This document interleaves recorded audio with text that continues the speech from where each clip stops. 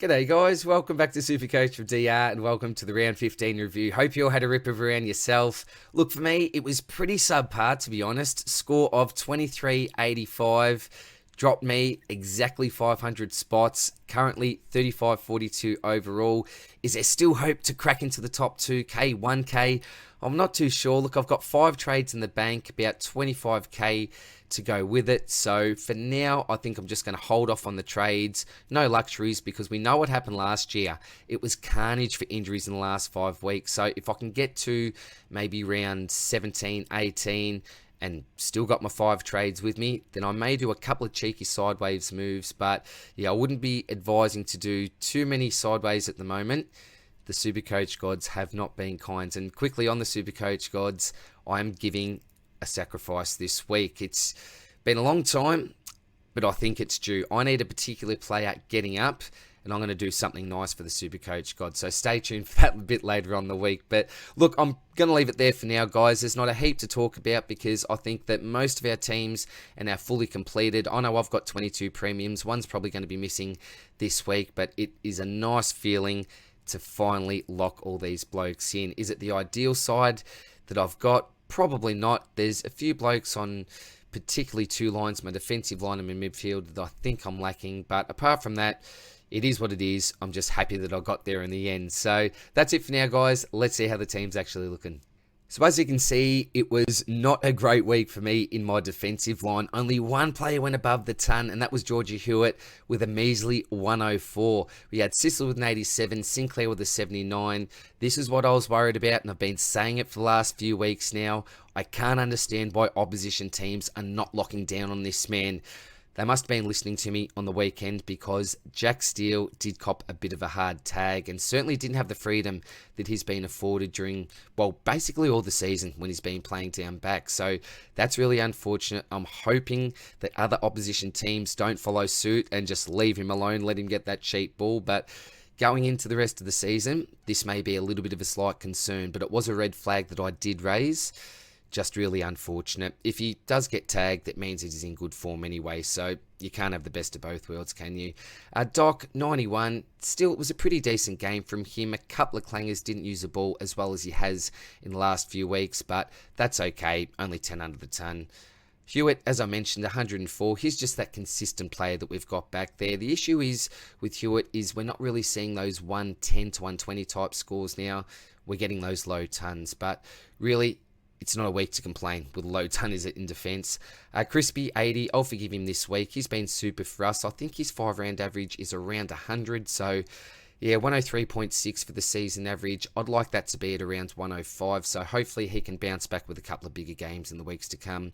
Shorty, again, we're all really concerned with this pick, but what are we going to do? We can't get Stewart now. He's not going to be a viable selection. Maybe a Dawson I'd love to have, but I'm just not going to pay up for that with my trade situation. Money in the bank, it just won't allow me. Look, he started forward on occasions. He's, again, just not using the ball well. Clanger City was short. Is just, we haven't really associated Jaden Short with poor kicking efficiency in the past, but it's been a bit of a trend this year, and I certainly don't think he's going to be as relevant in 2023. Oliver, no, sorry, we've got D'Ambrosio, 53, that's okay, just on the bench for me.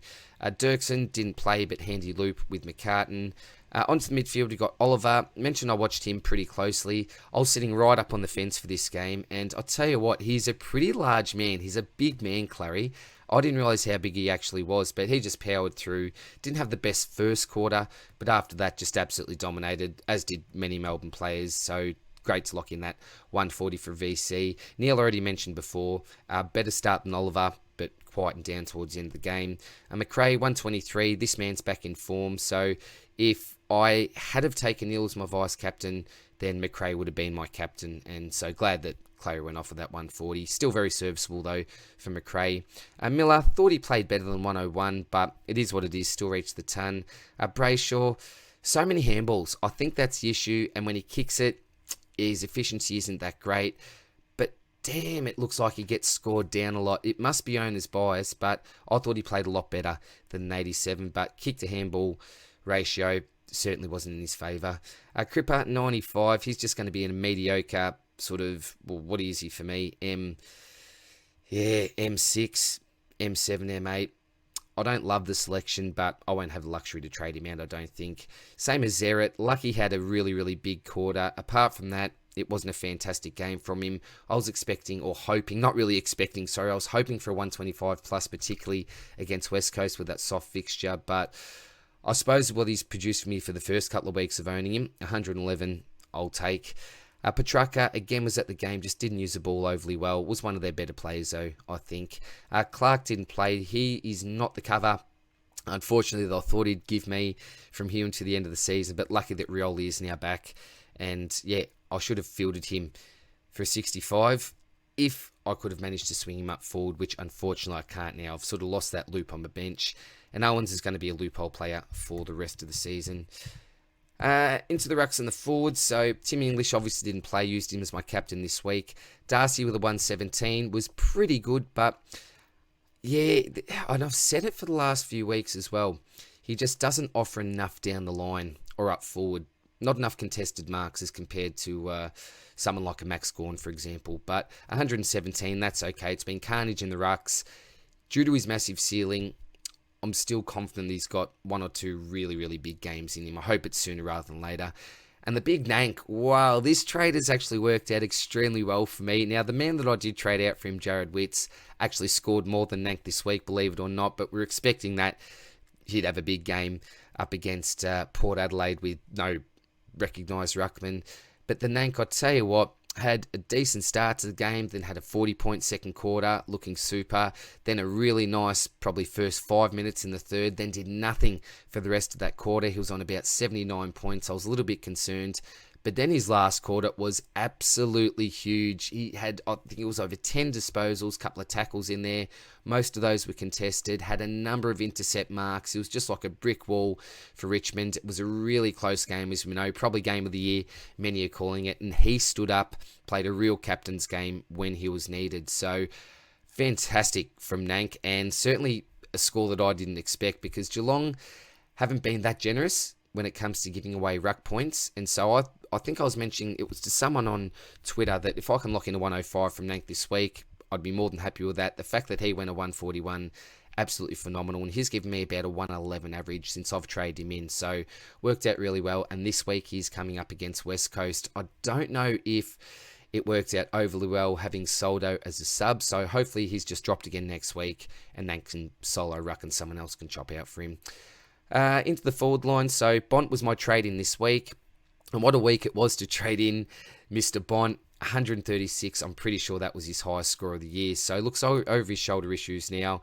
And I certainly pegged Tim English as my F1 for the rest of the season. I think it's probably Bont now, due to English's concussion concerns and possible injury concerns, I think.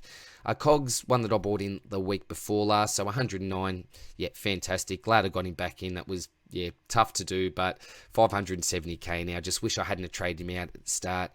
Brody, 129. I mentioned last week that I was not worried about Fife. He continued on with the role that he's been playing all year and just bounced back in a big way this week. Used the ball a lot better.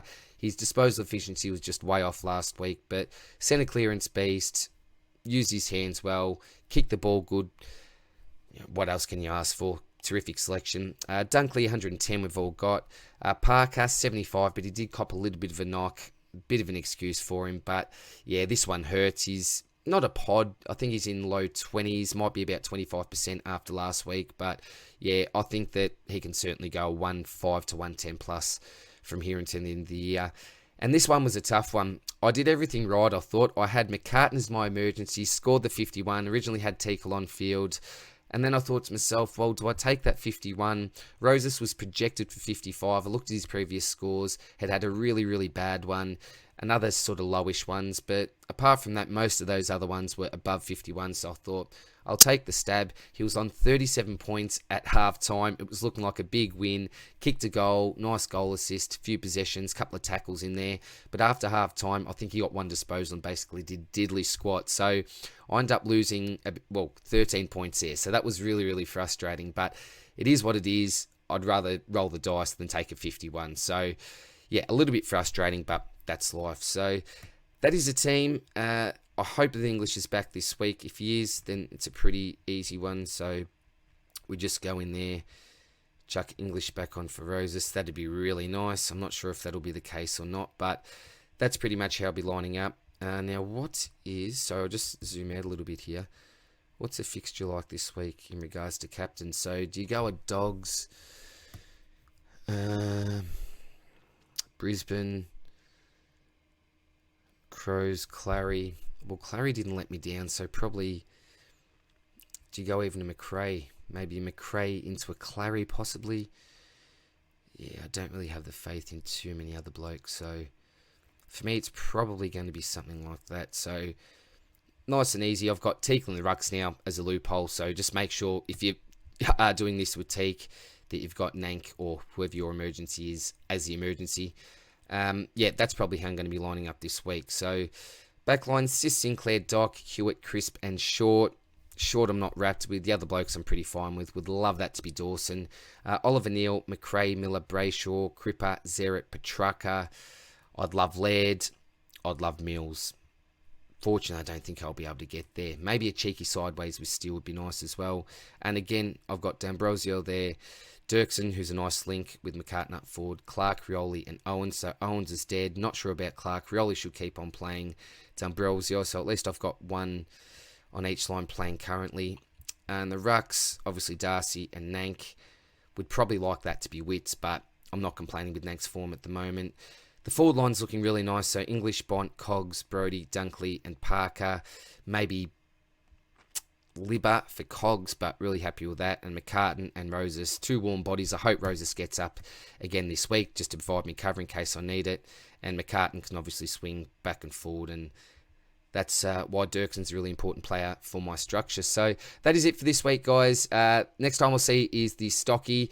Look, it's not going to be going for as long as what it has been in previous weeks. As I mentioned before, most of our teams are now complete, so I'll be looking at possibly a few pod options, all the premium options to complete our teams, and I'll still throw in and sprinkle in some of those blokes in the 250 to 500 price range, just in case you're looking for them and you haven't got much money in the wallet. So take care, guys. Hope all is well, and I'll see you in the next one.